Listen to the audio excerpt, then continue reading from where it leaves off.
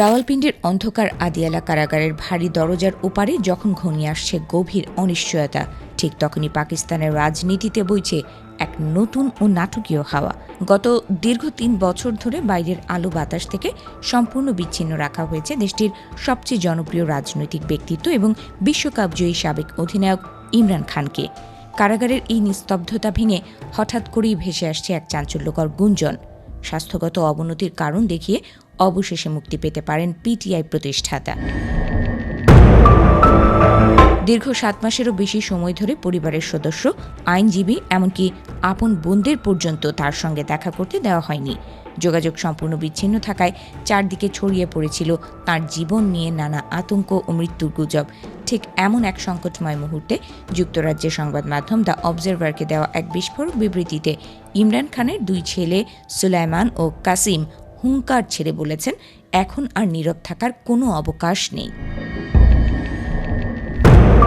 পরিবারের এই আর্তনাদের মাঝে সামরিক বাহিনীর ঘনিষ্ঠ ও বিশ্বস্ত কয়েকটি সূত্র থেকে ইঙ্গিত মিলেছে যে দেশে পুঞ্জীভূত রাজনৈতিক অচলাবস্থার বরফ গলাতে পর্দার আড়ালে ইতোমধ্যেই শুরু হয়েছে তৃতীয় পক্ষের মধ্যস্থতায় প্রাথমিক আলোচনা।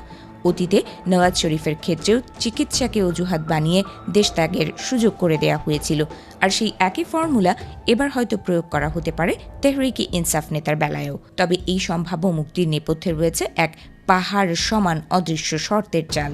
সামরিক বাহিনীর সঙ্গে চলমান এই গোপন সমঝোতার টেবিলে কড়া শর্ত হিসেবে জুড়ে দেওয়া হতে পারে দেশ ত্যাগ, রাজনীতি থেকে চিরতরে নিজেকে গুটিয়ে নেওয়া এবং সম্পূর্ণ নীরবতা পালনের মতো কঠিন উপশম। এদিকে কারাবন্দী নেতার ব্যক্তিগত বন্ধু ও মানবাধিকার আইনজীবী ক্লাইভ স্ট্যাফোর্ড স্মিথ এই বন্দিদশা নিয়ে গভীর আশঙ্কা প্রকাশ করে জানিয়েছেন, অতীতে ওয়েস্ট ইন্ডিজের ভয়ঙ্কর পেসারদের বিপক্ষে খেলতে যিনি কখনো হেলমেট পরেননি, সেই জেদি মানুষটি কি আদৌ এই শর্তের শেকল মেনে নেবেন? একগুঁয়ে স্বভাবের এই ক্ষণজন্মা রাজনীতিবিদ নীতির প্রশ্নে জীবন বাজি রাখতে প্রস্তুত থাকলেও কারাগারের এই একাকী কুঠুরিতে তার অনুসারীরা চান না তিনি নিঃশব্দে মৃত্যুর কোলে ঢলে পড়ুন। অন্যদিকে কারাগারের 4 দেয়ালের ভেতর 73 বছর বয়সী এই নেতার শারীরিক অবস্থা ক্রমেই অবনতির দিকে যাওয়ার তার আন্তর্জাতিক উপদেষ্টা সায়েদ জুলফি বুখাইরি সরকারের শুভ বুদ্ধির উদয় কামনা করে অবিলম্বে যথাযথ চিকিৎসার দাবি জানিয়েছেন। দেশের চলমান রাজনৈতিক অস্থিরতা নিরসনে এই মুক্তির গুঞ্জন এখন পাকিস্তানের প্রতিটি চায়ের কাপে এবং রাজনীতির অলিন্দে তৈরি করেছে এক চরম উত্তেজনাকর পরিস্থিতি।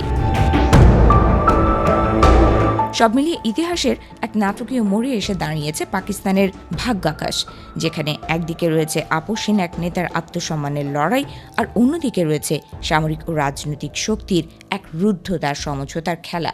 শেষ পর্যন্ত আদিয়ালা কারাগারের তালা খুলে ইমরান খান আলোর পথে ফিরবেন, নাকি নীতির প্রশ্নে অটল থেকে জেলেই কাটিয়ে দেবেন জীবনের শেষ দিনগুলো, সেটি এখন দেখবার বিষয়।